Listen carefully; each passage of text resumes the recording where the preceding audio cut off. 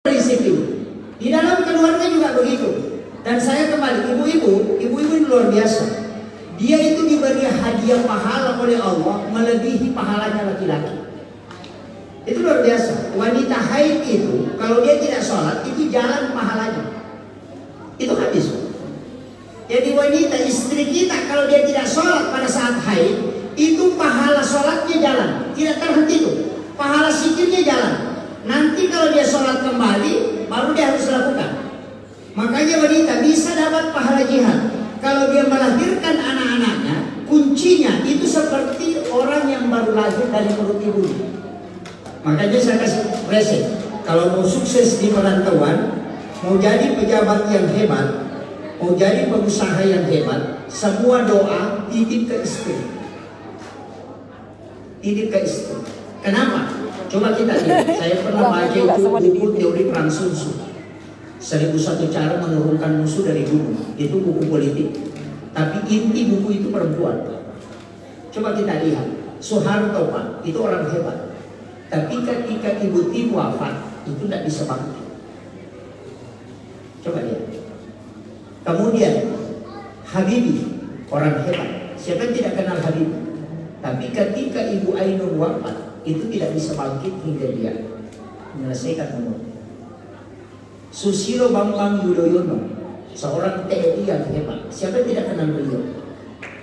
Tapi ketika Ibu Ani wafat, coba lihat, sampai hari ini tidak bisa bangkit. Apa artinya? Wanita yang ada di sampingnya justru itulah yang menjadi kunci kesuksesan. Makanya istri itu bukan di belakang, tapi dia di samping.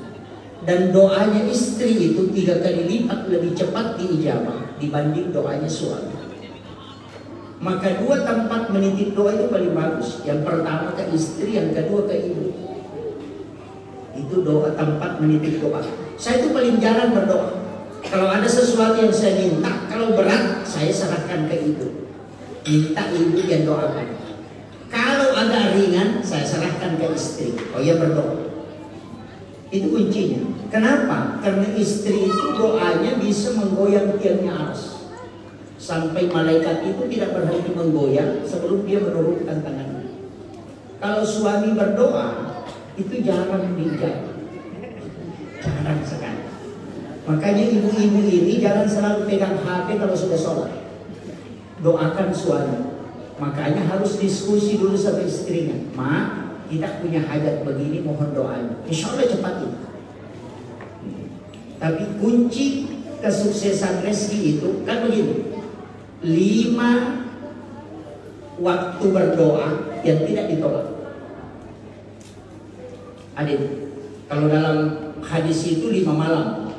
Yang pertama malam 1 Rajab, malam nisfu Syaban, malam hari raya Idul Fitri, malam hari raya Idul Adha, dengan malam 9 Zulhijjah. Itu 5 malam. Kalau orang berdoa itu pintu langit terbuka. Pintu langit terbuka. Kalau orang bisa gunakan waktu itu berdoa itu mustajab betul itu. Makanya Guru Kiai Jabir Rahman Abu Ghali itu tidak tidur di 5 malam itu. Tidak tidur. Dan orang yang bisa tidak tidur itu sampai pagi selama 1 tahun itu melakukan itu, maka dia akan dijemput jasadnya di kubur. Dan ternyata ketika Guru tak meninggal itu hilang jasadnya. Karena yang memasukkan ke lahat itu almarhum Kiai Fathuddin Soekarno. Guru saya sekaligus saya menganggap beliau adalah orang tua saya. Dan saya tanyakan, dia katakan Guru Kiai Jabir Rahman Abu Ghali itu hilang di kuburan. Karena pas saya letakkan jasadnya di lahat, saya buka pengikat kain kapannya, saya usap begini sudah tidak ada sini, hanya kain. Dan amalannya apa? Salah satu amalan beliau itu yang diambil dari Guru Sekumpul Martapura, Kiai Muhammad Said Abdul Ghani, jangan tidur pada 5 malam. Lakukan ibadah sampai pagi, maka engkau akan dijemput langsung oleh malaikat. Itu kuncinya. Dan itu sederhana Pak. Cuma kita ustaz jarang melakukan. Kenapa? Karena mau khutbah lebaran. Tidak tidur sampai pagi itu pasti teler. Makanya ulama sepuh itu tidak keluar. Tidak keluar. Dan begitu. Makanya saya sampaikan itu kuncinya. Kemudian kunci yang selain itu ini yang bapak-bapak ibu harus tahu.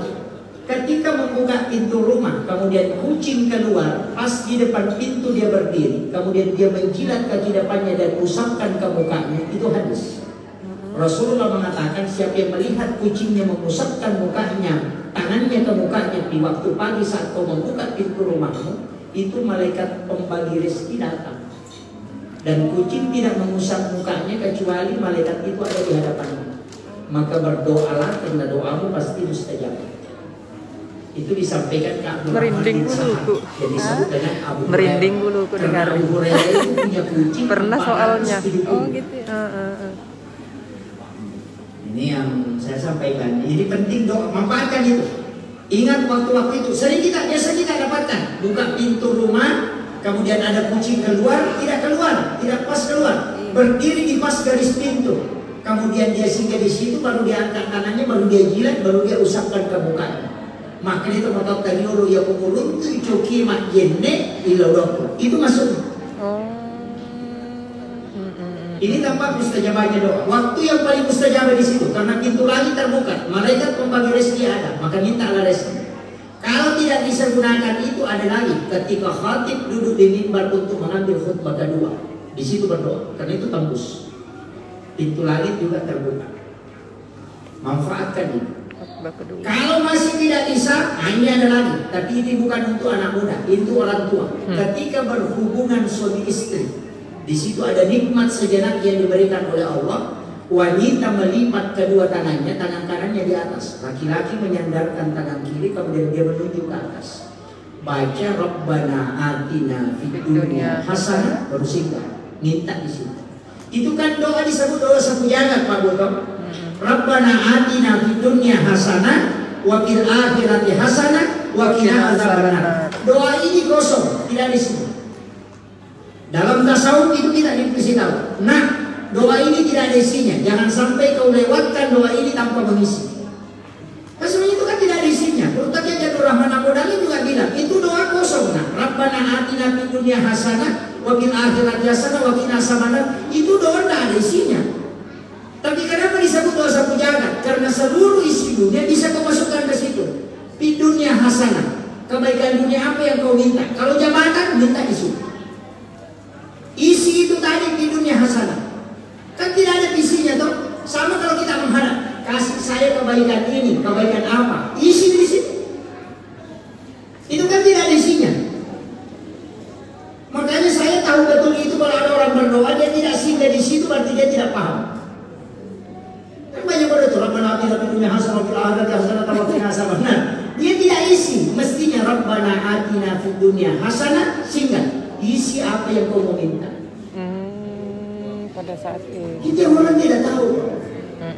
Kenapa Rasulullah mengatakan doa ini doa sapu jagat? Yang dimaksud sapu jagat seluruh isi dunia kau bisa masukkan ke situ. Pejabat kalau mau berdoa pakai itu saja. Doa yang paling pendek, tapi itu mustajabah. Rabbana atina fid dunya hasanah. Sehingga di situ baru minta. Apa yang kita meminta? Tidak usah lepaskan. Cukup dalam hati. Wa fil akhirati hasanah. Yang kita minta di dunia hasanah ini, minta kepada Allah supaya dia menjadi kebaikan juga di akhirat. Jangan sampai dia menjadi siksaan nanti. Wa qina azabannar. Minta yang kita minta itu tadi supaya kita tidak disentuh api neraka gara-gara itu. Itu inti doanya.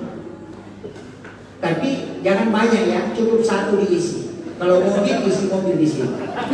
Jangan banyak, mobil, motor, sepeda. Itu malaikat juga pusing. Doa juga itu harus ditahu, karena doa itu hanya dilapor pada hari Kamis. Makanya kita puasa hari Kamis. Rasulullah ditanya, kenapa puasa hari Kamis? Rasulullah mengatakan karena pahala di situ di store. Sampai dengan pejabat, setiap bulan masukkan laporan bulanan. Setiap tanggal sekian masukkan. Nah, nanti kalau kita berdoa hari Senin itu belum dilapor, baru dicatat. Hari Selasa dicatat, hari Rabu dicatat, hari Kamis baru di store. Kan begitu. Makanya kita puasa 2 hari toh. Hari Senin puasa karena hari kelahiran. Padahal sebenarnya kalau kita mau mengikuti kajian hadis, jangan puasa hari Senin Pak. Puasa hari kelahiran. Karena Nabi kan ditanya, kenapa puasa hari Senin? Nabi mengatakan karena saya lahir hari Senin. Pertanyaannya, kita lahir hari apa? hari Jumat. Kan begitu.